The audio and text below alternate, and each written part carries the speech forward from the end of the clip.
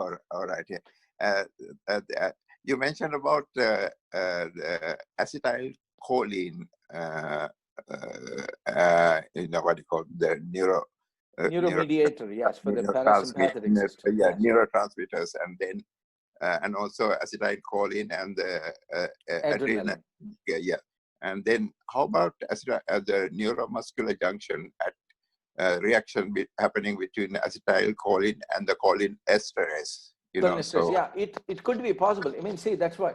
See, two things that I would say right now is that this we need to have debates, number one. Number two, we need to conduct more studies. See, what I have conducted is out of my own pocket. I mean, because out of immense interest in Ayurveda, and to somehow protocolize, to translate this into the language of modern science. I worked and this has immensely helped me understand the modern science actually in a better way.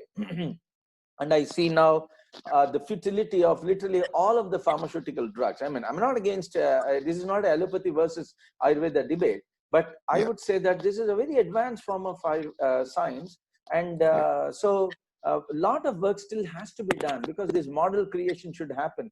I mean, not just this. See, we just worked with PMCs, the peripheral monocyte cells.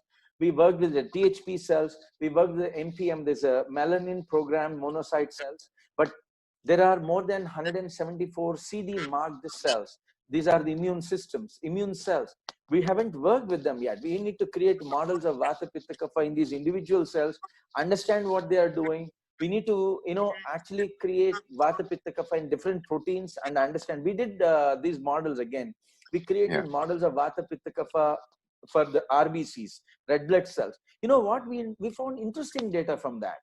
The hemoglobin in the Vata, in a Vata RBC, is in a primary state of conformation. See, all the proteins are in 4 different states of conformation: the primary, secondary, tertiary, and quaternary.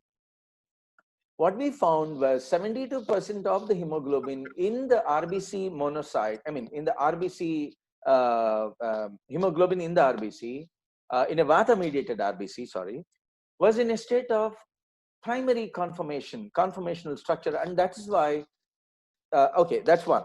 In the Pitta, when there is exacerbation of Pitta, the RBCs were, the hemoglobin was in a state of tertiary or quaternary.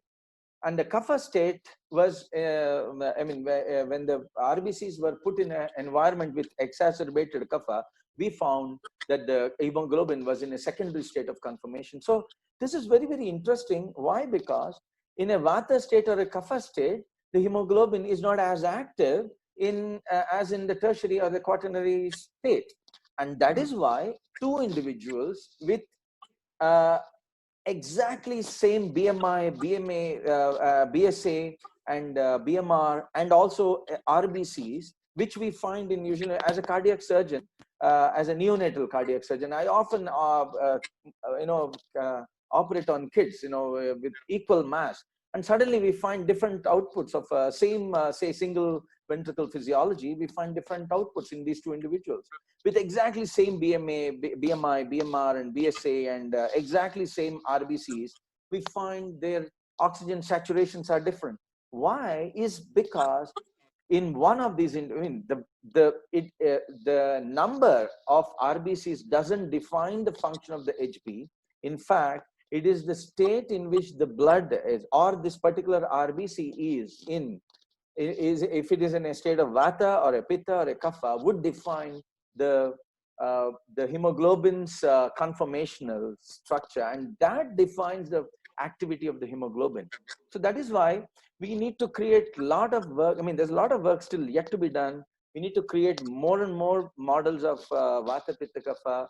We need to first understand how to create these models, come up with a consensus, and then once we are able to create these models of Vata, Pitta, Kapha for various cells and generate data, what will happen is the entire Ayurvedic community of the whole world will speak in one language.